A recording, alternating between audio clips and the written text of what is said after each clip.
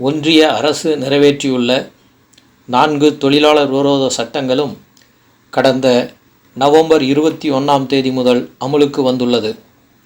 ஏற்கனவே அமலில் இருந்து வந்த 44 தொழிலாளர் நலச் சட்டங்களும் முடக்கப்பட்டுவிட்டன. இதை கண்டித்து இந்திய கம்யூனிஸ்ட் கட்சி, மார்க்சிஸ்ட் கம்யூனிஸ்ட் கட்சி, இந்திய கம்யூனிஸ்ட் மார்க்சிஸ்ட் லெனினிஸ்ட், விடுதலை சிறுத்தைகள் கட்சி ஆகியன கோவை மாவட்டத்தில் 13 மையங்களில் தெருமுனை கூட்டங்கள் நடத்த திட்டமிட்டுள்ளன. முதற்கட்டமாக டிசம்பர் 4 வடவள்ளி, சுந்தராபுரம், ஒண்டிப்புதூர், பெரியநாயக்கன்பாளையம் ஆகிய 4 மையங்களில் தெருமுனை கூட்டங்கள் நடைபெற்றது. வடவள்ளியில் நடைபெற்ற கூட்டத்திற்கு என். சந்திரன் தலைமை தாங்கினார். இந்திய கம்யூனிஸ்ட் கட்சியின் மாவட்ட துணை செயலாளர் சி. தங்கவேல், மாவட்ட நிர்வாகக்குழு உறுப்பினர் சாந்தி சந்திரன், மார்க்சிஸ்ட் கம்யூனிஸ்ட் கட்சியின் மாவட்ட செயலாளர் சி. பத்மநாபன், ஆறுச்சாமி, இந்திய கம்யூனிஸ்ட் கட்சி மார்க்சிஸ்ட் லெனினிஸ்ட் பெரோஸ் பாபு, விடுதலை சிறுத்தைகள் கட்சி தமிழ் பாபு மற்றும் முன்னாள் மாநகராட்சி கல்விக்குழு தலைவர் ஆர். கல்யாணசுந்தரம், மாநில குழு உறுப்பினர் ஏ. அஸ்ரப் அலி உள்ளிட்டோர் இந்த கண்டன கூட்டத்தில் கலந்து கொண்டனர். உரிமைகளை இன்று மோடி அரசு முற்றிலுமாக பறித்திருக்கிறது. இன்றைய தினம் 4 சட்ட தொகுப்புகளை அமுல்படுத்தியிருக்கிறாங்க. இப்பதான் அமுல்படுத்தியிருக்காங்க. சட்டம் 2019 ஒரு சட்டம், கோட் ஆன் வேஜஸ், ஊதிய சட்ட தொகுப்பு என்கிற பெயரில் 2019 கொண்டு வந்தாச்சு. அதற்கப்புறம் கோட் ஆன் இண்டஸ்ட்ரியல் ரிலேஷன்ஸ், தொழிலக உறவு சட்ட தொகுப்பு அப்படின்னு சொல்லி 2020. அதற்கப்புறம் social security scheme on codes, அதாவது சமூக பாதுகாப்பு சட்ட தொகுப்பு அப்படிங்கிறது 3வது, அது 2020. 4வதா occupational safety and health working conditional on codes, பணி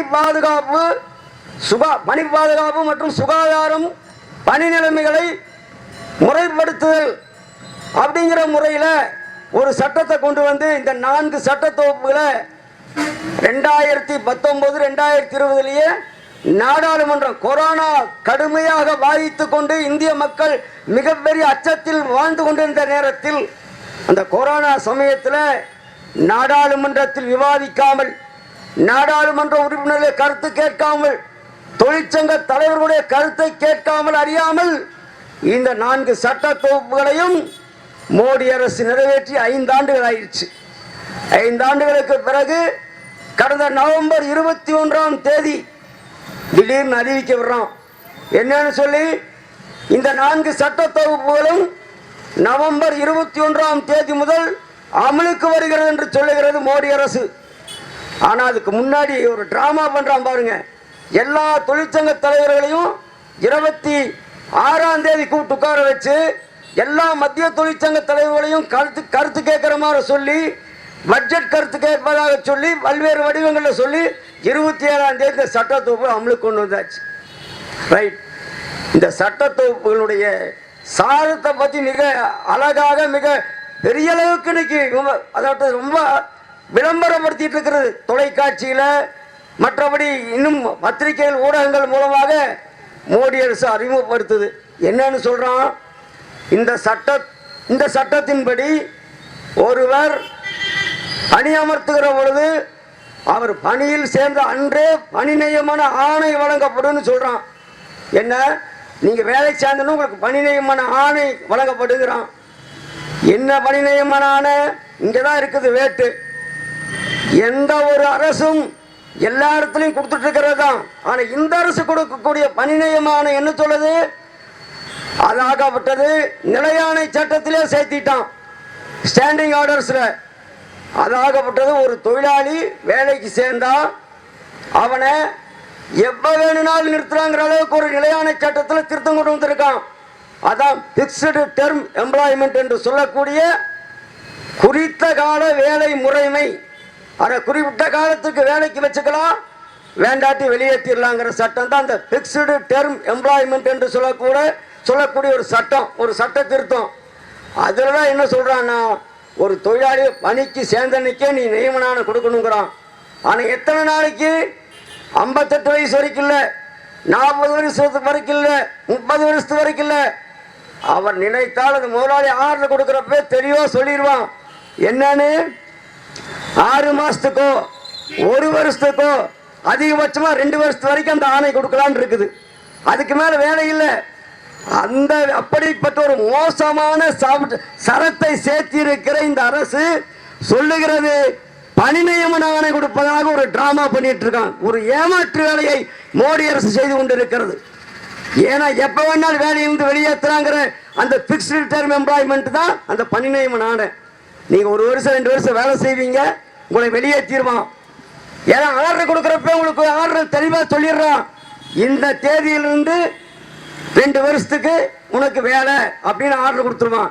2வது வருஷம் அந்த 25னா 27ல் இன்னைக்கு என்ன தேதியோ அந்த தேதியில் நீங்கள் வெளியே போயிட வேண்டியதான். எந்த நீதிமன்றத்துக்கும் போக முடியாது, எந்த கேஸும் போட முடியாது, எந்த விதமான தொழில் தாவாவும் கிளப்ப முடியாது. அவனுக்கு எந்த உரிமையும் இல்லை, எதுவும் கிடைக்காது. ஆனால் ரொம்ப அல்வா கொடுக்குற மாதிரி சொல்கிறான்.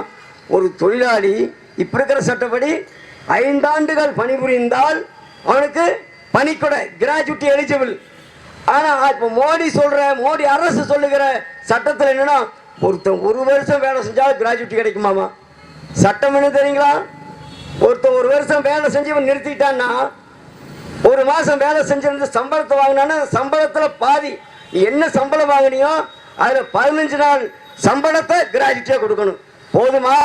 30 வருஷம் 40 வருஷம் வாழ வேண்டிய தொழிலாளி 2 நாள் 2 வருஷம் 1 வருஷத்தில் கிராஜுவிட்டி இந்த ஒரு 10,000மோ 20,000மோ அல்ல கிடைக்கக்கூடிய தொகையை வைத்து வாழ முடியுமா? இன்னைக்கு இருக்கக்கூடிய நிலையான வேலை என்பதை தீர்த்து கட்டி இருக்கிறது இந்த அரசு. பர்மனன்ட் ஜாப் என்பது கிடையாது, பணிக்கு உத்தரவாதம் என்பது கிடையாது, வேலைக்கு உத்தரவாதம் என்பது இல்லாத மட்டுமல்ல ஊதியத்திற்கு உத்தரவாதம் கிடையாது, சமூக பாதுகாப்பு திட்டங்களுக்கு உத்தரவாதம் கிடையாது. இப்படி பல்வேறு வகையான புலறுபடியான தொழிலாளி வர்க்கத்தை அடிமைகளாக்குகிற ஒரு மோசமான சட்டத்தை இந்தியாவில் உருவாக்கி இருக்கான். என்ன சொல்றான் தெரியுங்களா? இதுவரைக்கும் சட்டம் 100 பேர்த்துக்கு மேல வேலை செஞ்சா ஒரு லேயா பெறதா இருந்தாலும் சரி, ஆட்குறைப்பு செய்யறதா இருந்தாலும் சரி, ஆலையை மூடுவதாக இருந்தாலும் சரி, இந்த 3 விஷயத்துக்கு தொழிலாளர் நலத்துறையா அனுமதி வாங்கணும் இருக்குது சட்டம் இருந்துச்சு. இப்ப என்ன பண்றாங்க? 300 பேர் வரைக்கும், அதான் 299 பேர் வரைக்கும் அவன் வேலை செய்யக்கூடிய தொழிற்சாலையில் அவன் லேஆப்புக்கு அனுமதி வாங்க வேண்டியதில்லை, ஆட்குறைப்புக்கு அனுமதி வாங்க வேண்டியதில்லை, லாக் அவுட் கம்பெனி மூடுறதுக்கு அனுமதி வாங்க வேண்டியதில்லை. எப்போ வேணாலும் மூடலாம், எப்போ வேணாலும் தொழிலாளி வெளியேற்றலாம். எந்த விதமான சட்டத்தையும் கையில் எடுக்க வேண்டிய சட்டத்தில் இருக்க மாட்டான். என்ன விஷயம்? இதனால் என்ன ஆகுது? 90% தொழிற்சாலைகள் இந்த சட்டத்திலிருந்து இந்த சட்டத்தினுடைய சட்டத்திலிருந்து போயிடுவான். ஏன்னா இன்னைக்கு 300 பேருங்கிறதால இன்னைக்கு எந்த தொழிற்சாலையும் பெருசா இல்லை, ரொம்ப குறைவான எண்ணிக்கையில் தான் இருக்காங்க. ஆக ஒட்டுமொத்தமாக தொழிலாளி வர்க்கம் போராடி பெற்ற உரிமைகளை நலன்களை குழி தோண்டி போய்த்திருக்கிறது இந்த அரசு. 2வது, இப்போ ஒரு ஆலை அப்படின்னு சொன்னா இவனுக்கு எந்த உரிமையும் கிடைக்காது. இப்ப சிறு குறு நடுத்தர தொழில்கள் பணியாற்றக்கூடிய தொழிலாளர்களுக்கு எந்த விதமான பணி பாதுகாப்பும் இல்லை, உத்தரவாதம் இல்லை, அவன் வாழ்க்கைக்கான எதையும் கோர முடியாது, அவன் நியாயத்தை கேட்டு எங்கேயும் போக முடியாது. அதை மட்டுமா பண்ணியிருக்காங்க? ஒப்பந்த தொழிலாளி இப்ப கான்ட்ராக்ட் லேபர்னு வச்சுக்கிறான். ஏன்னா இப்ப பூரணிவேல் கான்ட்ராக்ட் தான், பர்மனன்ட் தொழிலாளின்னு இல்லை இந்த சட்டத்தில். அது ஒப்பந்த தொழிலாளி 20 பேர் இருந்தா ஃபேக்டரி இன்ஸ்பெக்டர்கிட்ட போய் ஒப்பந்த தொழிலாளியாக இருந்தால் ஒப்பந்தம் ஏற்பவர்கள் ஒப்பந்தத்தை யார் செய்யறானோ அவன் போய் அனுமதி வாங்கணும். எத்தனை பேர் வேலைக்கு வச்சுக்கிற, என்ன அவனுக்கு வேலை நேரம், அவனுக்கு என்னென்ன உரிமைகள் நீ அமலாக்கி இருக்கேங்கிறது எல்லாம் ரிட்டனாக கொடுக்கணும்.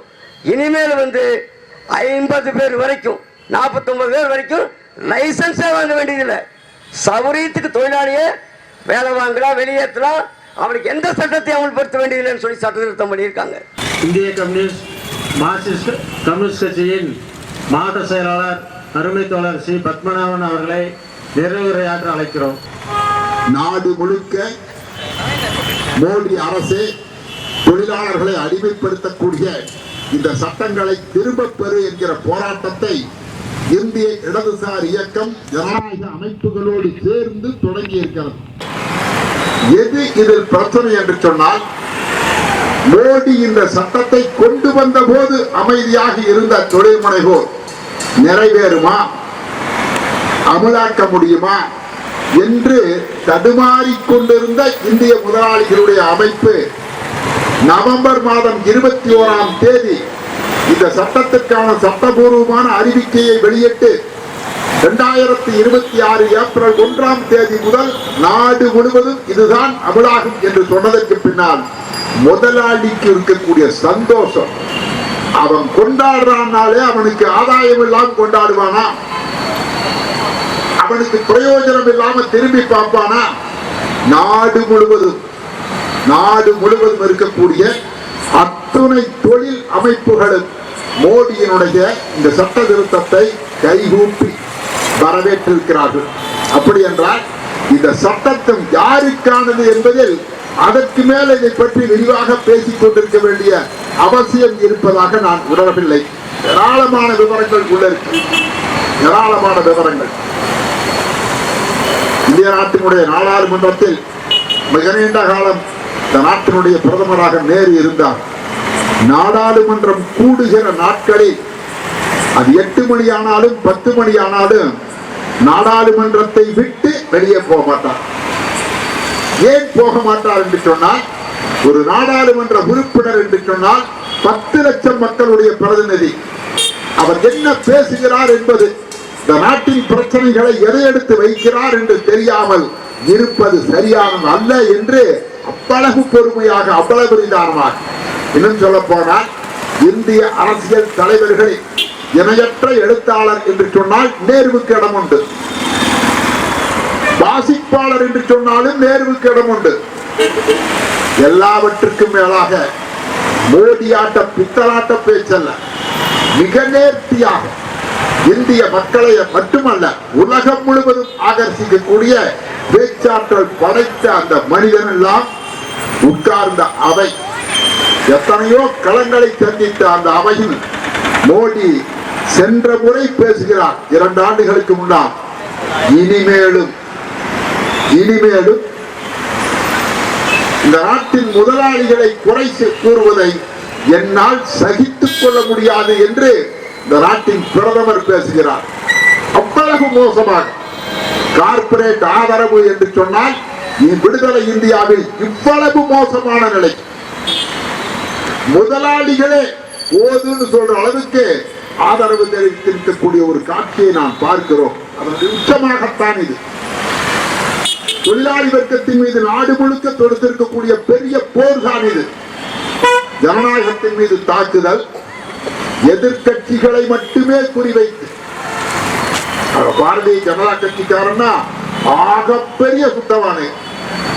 எதிர்கட்சி ஆளுகிற மாநிலங்களில் எதிர்கட்சியை சார்ந்தவர்கள் மட்டுமே பாயக்கூடிய வருமான வரித்துறை, எதிர்கட்சிகளுடைய தலைவர்கள் மட்டுமே பாயக்கூடிய அமலாக்கத்துறை,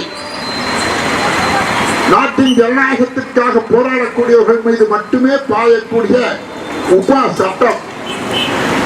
இப்ப போதாக்குறைக்கு இந்திய தேர்தல் ஆணையம் என்பது பாரதிய ஜனதா கட்சி என்ன சொல்லுகிறதோ அதை அமலாக்கக்கூடியதாக. நவம்பர் மாதம் 11ஆம் தேதி பீகார் மாநிலத்தில் வாக்குப்பதிவு, 7ஆம் தேதி வீட்டுக்கு 10,000 போடுறாங்க. இந்திய தேர்தல் ஆணையம் கைகட்டி வேடிக்கை பார்க்கிறது. இந்த எஸ்ஐஆர் என்ன, நாடு முழுவதும் 20 தற்கொலைகள் நடந்துவிட்டது. 20 தற்கொலைகள். வேலை பொழப்பில்லையா?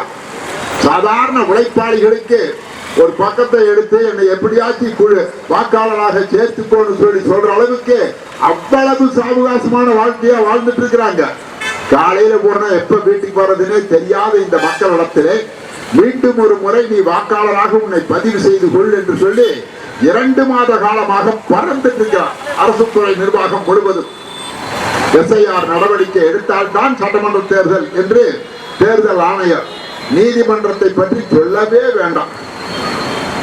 கிட்டத்தட்ட இவர்களுடைய தயவை எதிர்பார்த்து இவருடைய காலை தொட்டு வணங்கி இந்த நீதித்துறையை சீரழிக்கக்கூடிய ஒரு காலத்தில் நாம் அத்தனை பேரும் வாழ்ந்து கொண்டிருக்கிறோம். இதற்கு முன் எப்போதும் இந்திய நீதித்துறை இவ்வளவு சீரழிவுகளை கண்டதில்லை. அப்படிப்பட்ட ஒரு காலத்தில் வாழ்ந்து கொண்டிருக்கிறோம். தைரியமாக பீகார் தேர்தல் முடிவுக்கு பின்னால், ஓட்டு திருட்டின் பெயரால் பெற்ற வெற்றிக்கு பின்னால் தைரியமாக 5 ஆண்டுகள் கிடப்பில் போடப்பட்ட 3 பொதுவேலை நிறுத்தங்களை சந்தித்த இந்த தொழிற்தகராறு சட்ட தொகுப்பை 4 தொகுப்பை 29 சட்டங்களை 4 தொகுப்பாக்கி நாட்டுக்கு முன்னால் வச்சுட்டு எப்படி ஒரு நாள் நள்ளிரவு 8 மணிக்கு எங்கேயோ பஸ்ஸில் போயிட்டு வந்துட்டு இருந்தா 8 மணிக்கு மோடி முக்கியமான அறிவிப்பை வெளியிடுறாருன்னு சொல்லி பார்த்தா இன்னையிலிருந்து 1000-2000 செல்லாதுன்னு அறிவிச்சிட்டார். அல்லோலப்ப இருக்கக்கூடிய கவலை எல்லாம் இப்பவே இப்ப இருக்கக்கூடிய தொழிற்தகராறு சட்டங்களை நம்பிய எந்த தொழிலாளியும் சங்கத்துக்கு வர்றதுக்கு தைரியமே வரமாட்டேங்குது. யார் உழைப்பாளிகளுடைய பிரச்சனைகளை தீர்க்கக்கூடிய அமைப்பு என்று சொல்லக்கூடிய வகையில என்ன இருக்குது நாட்டில் நினைக்கிறீங்க? 15 வருஷம் அல்ல சாதாரணம். நாட்டின் உயர் நீதிமன்றத்தில் ஒரு தொழிலாளியினுடைய மேல்முறையீடு என்று சொன்னால் 15 வருஷம் அல்ல சாதாரண கிடக்குது. எப்பாடுபட்டாவது ஐயா கொஞ்சம் எப்படியாவது முடிச்சு கொடு, ஐயா எப்படியாவது முடிச்சு கொடுன்னு கெஞ்சற அளவுக்கு தான் இப்ப இருக்கக்கூடிய சட்டங்களுடைய தொகுப்பு லட்சணமே இருந்துட்டு இருக்கு. இதுவே எச்சுன்னு நினைக்கிறான். இதுவே பேப்பர்ல தான் இருக்குது. தொழிற்தகராறு சட்டங்களை பொறுத்தவரை திருத்த வேண்டும் என்று இந்திய இடதுசாரி இயக்கங்கள் அது உருவான நாளில் இருந்து நாம் போராடிட்டு இருக்கிறோம். நாம் எதுக்கு போராடுறோம்? ஏன்னா கிராஜுவேட்னா 15 நாள், அது என்ன பிரம்மன் எழுதுனதா? 20 நாள் ஆக்க, 25 நாள் ஆக்க. ஒரு தொழிலாளி 58 வயது வரை தன் குடும்பத்தை மறந்து, மனைவியை மறந்து, குழந்தைகளை மறந்து, தாய் தந்தையரை மறந்து, உடல் அழுப்பை மறந்து ஒரு நிர்வாகத்துக்காக வேலை செய்யறான். 58க்கு பின்னால் ஓடுறதுக்கு ஒண்ணுமே இல்லை. இந்த சமூகத்திற்காக நான் உழைத்த உழைப்புக்கு ஏதாவது ஒரு வகையில இழப்பீடு வேணும்னா 15 நாள் வரையறுத்து வச்சா ஒரு நாள் வச்சுப்பாங்க. பூரா நாட்டு மக்கள் பூரா இந்து தானா, ஒரு நாள் எச்சு பண்ணி பாரு. நம்ம கஷ்ட காலம்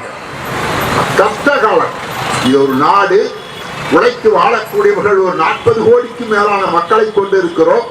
இவ்வளவு கொடுமை, இவ்வளவு முதலாளிகளுக்கு சலுகை, ஏதாவது ஒண்ணு திருத்தப்பட்ட 4 தொகுப்புகளில் பரவாயில்லைன்னு சொல்றதுக்கு ஒன்ன சொல்லி பார்க்கலாம். இதுவரை நீதிமன்றத்தின் படிகளில் எதற்காவது போலாம், குறைந்தபட்ச போலாம். இப்போ உனக்கு அந்த பேச்சே கிடையாது. ட்ரிபியூனல் தான், முத்தரப்பு பேச்சுவார்த்தை தான், சமரச தீர்ப்பாயம் தான் நாடு முழுக்க இருக்கக்கூடிய தொழிற்தகராறுகள் எல்லாவற்றுக்கும் தீர்த்து வைக்கும்னு சொன்னா தீர்ப்பாயத்துக்கு பல்லங்களா இருக்கு. நம்மளுடைய அரசியல் வேற்றுமைகளை எல்லாம் கலைந்து விட்டு இந்த மக்கள் விரோத, தொழிலாளர் விரோத சட்ட தொகுப்பை திரும்பப்படுவதற்கான போராட்டத்தில் அனைவரும் ஒன்று திரண்டு அரசுக்கு அழுத்தம் கொடுப்போம் என்று கூறி விடைபெறுகிறேன். நன்றி, வணக்கம்.